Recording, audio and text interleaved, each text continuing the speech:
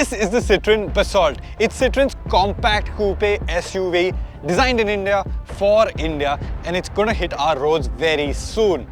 I'm not allowed to give you opinions of what I think about it just yet. This is a pure walk around video. But the secret about these videos is you can have plenty of opinions in the comments section below.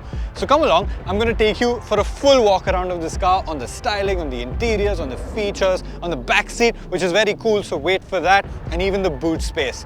But before we get to that, make sure you like this video, subscribe to the Evo India channel, and leave a comment down below.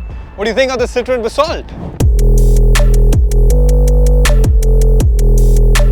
Let's start by talking about styling, because styling obviously is the biggest talking point on the Basalt with that coupe-like roofline. We'll get there. First, the front end. This is a familiar front end. You've seen this double chevron face on other Citroens. This is actually very similar to the Citroen C3 Aircross. You've got this double chevron element over here. You've got split headlamps. This is typical of the Citroen family. Now you have LED headlamps on the Basalt. Previously, the Citroen C3 Aircross, when it launched, did not get LED headlamps, got halogens. LED headlamps from launch. The Citroen C3 Aircross is also going to get these LEDs very soon. Down below, you got this big air dam. You've got chrome elements in there. You've got a silver skid plate at the bottom.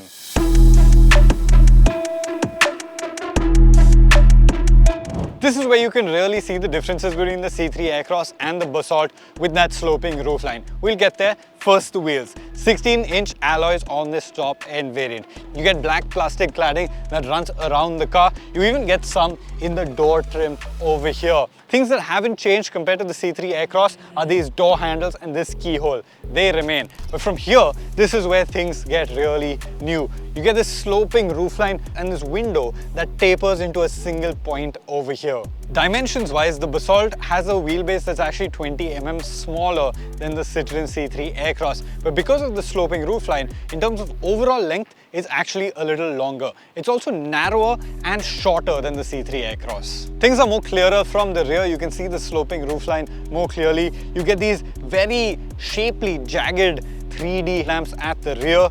Down below, you get more plastic cladding, you get silver skid plates at the bottom as well, and the chevrons in the center of the boot lid. Now, I'm not allowed to tell you what I think about the Citroen Basalt just yet, particularly in terms of its styling. My opinions are under embargo until August 9th. But you can tell me what you think about it in the comments below. Go for it!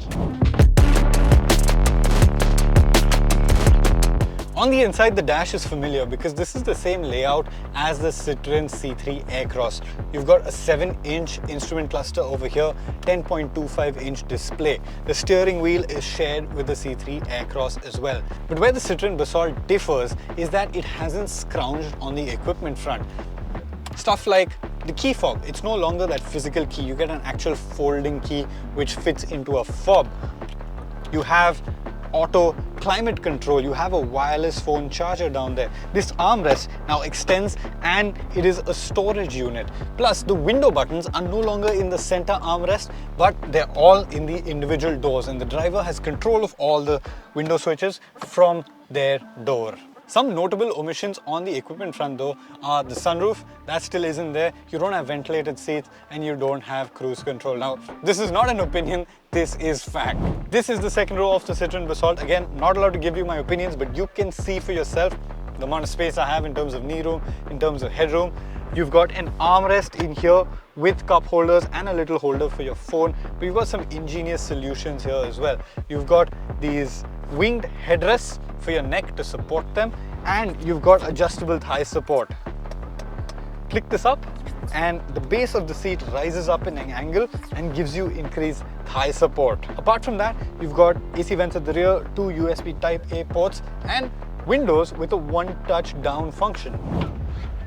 Open this up and you've got a deep cavernous boot with a deep lip as well. 470 liters of storage, and just for reference, the Hyundai Creta gets 433 liters of storage. That's it for my quick walk around on the Citroen Basalt. Full review drops on August 9 at 11:30 AM, so stay tuned to the Evo India channel for that.